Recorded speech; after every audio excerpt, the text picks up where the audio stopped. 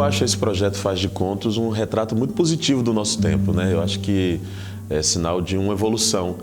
Eu fui convocado no ano passado para esse desafio de escrever os primeiros contos no ano passado, muito por causa da literatura que eu tenho para crianças, né? Eu estou no 6º livro infantil e sempre tentando trazer uma visão nova para os temas tratados na infância ou trazer outros temas que não eram discutidos na minha época de criança. Por muito tempo, os contos de fadas, eles eram histórias criadas para transmitir uma lição, trazer um ensinamento ou até gerar medo. Mas a gente trazer um projeto como esse, que vai pegar essa narrativa dos contos de fadas e vai ressignificar, vai trazer uma nova mensagem, uma mensagem mais atualizada, mais contemporânea, para uma realidade que é mais próxima da nossa vivência. A questão da metáfora, ela ainda está presente. Contar histórias como contos de fadas é um meio, sim, de contar uma metáfora de algo que a gente vive no mundo hoje em dia. Precisa existir contos de fada em si,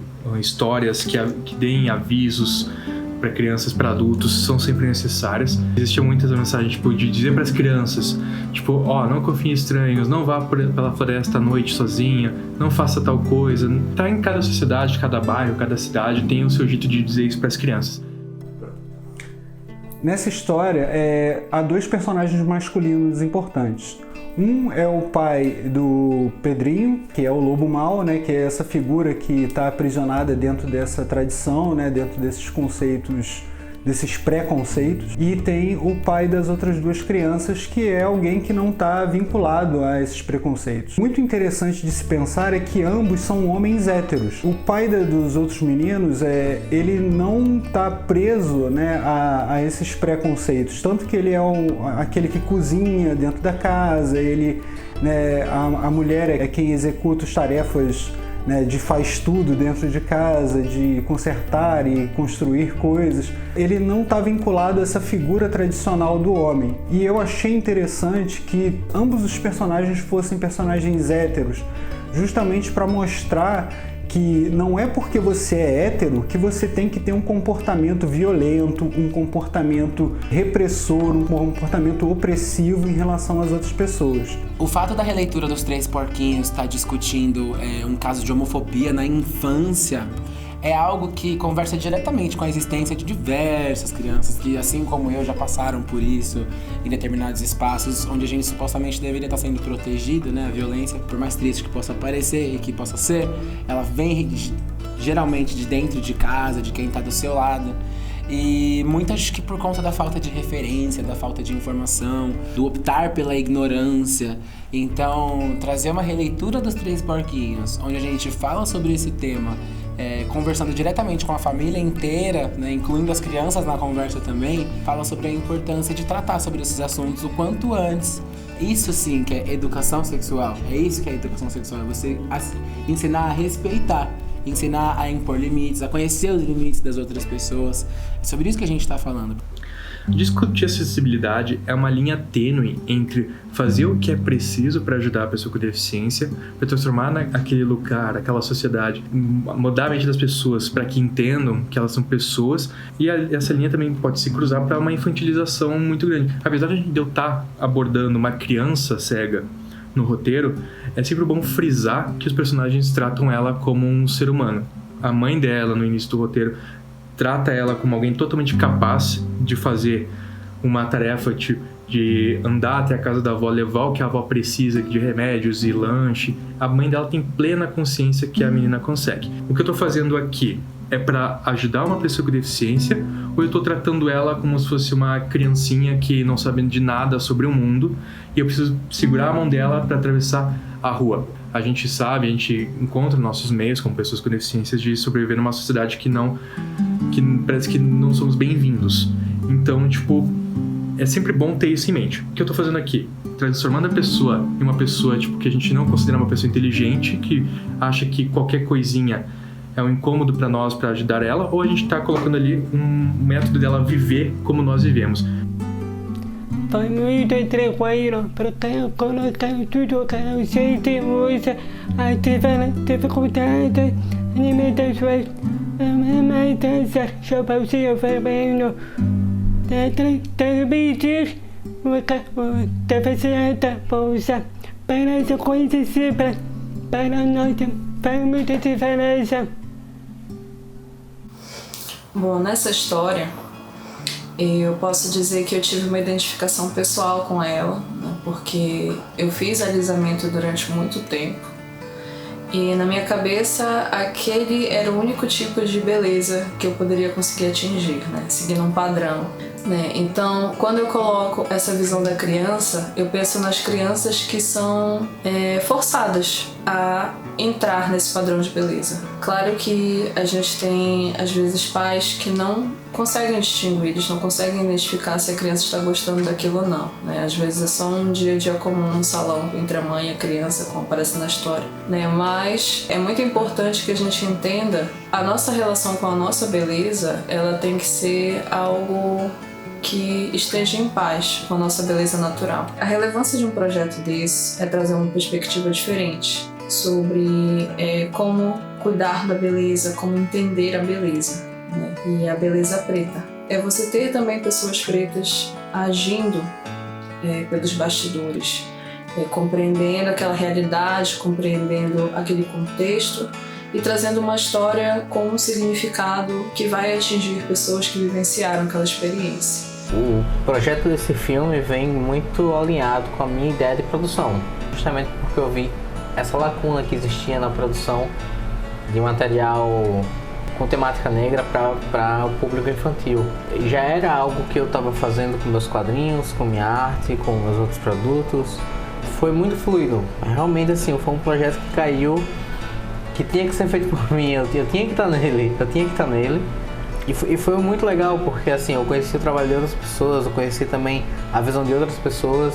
Eu dei a minha visão, né, sobre aquele produto.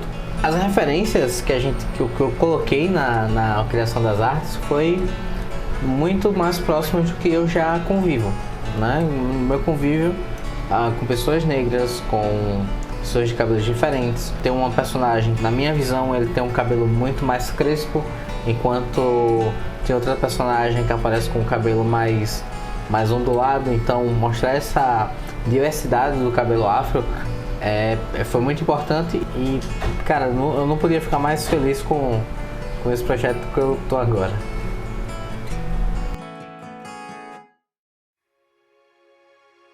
A Eleven é um estúdio de entretenimento de forma geral. Então a gente faz desde quadrinhos, animação, jogo, live action, documentário.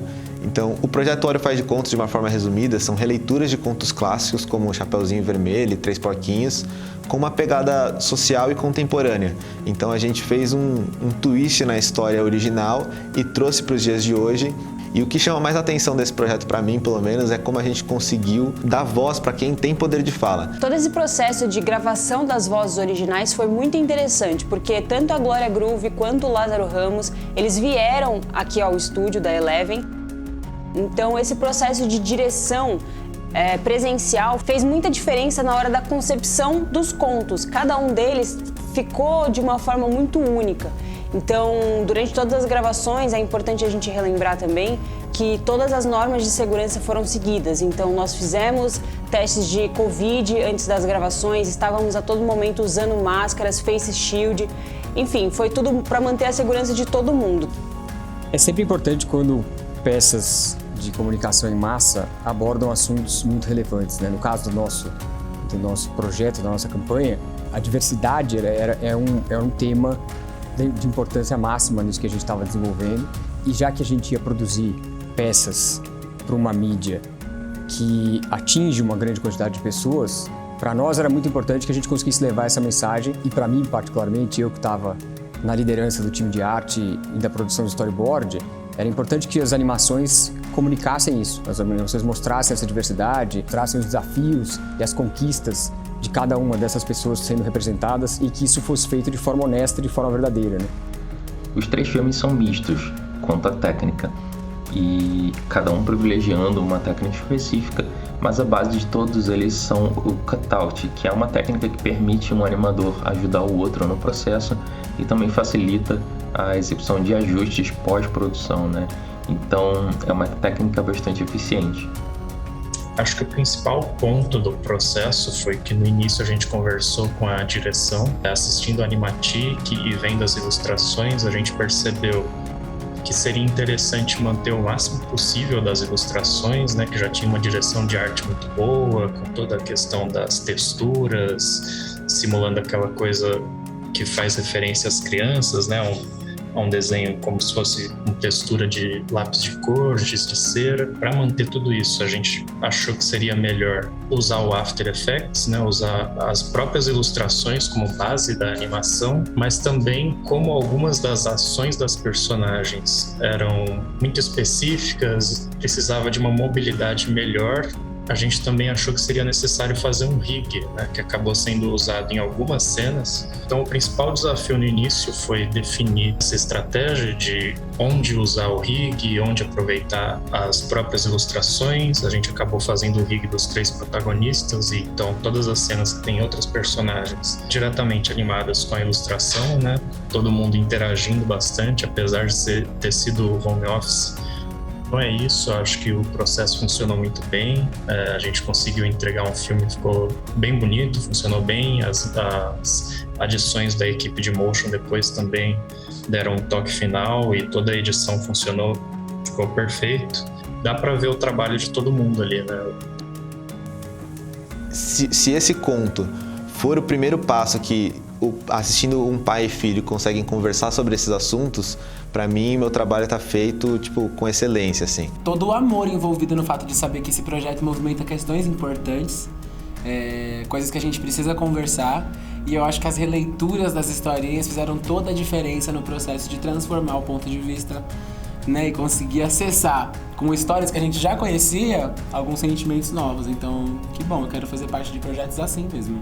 E de repente, quando a gente pega essa coisa tão poderosa, que é conto de fadas, que é falar para crianças, e a gente inclui esses temas desse jeito tão afetuoso, é motivo de celebração.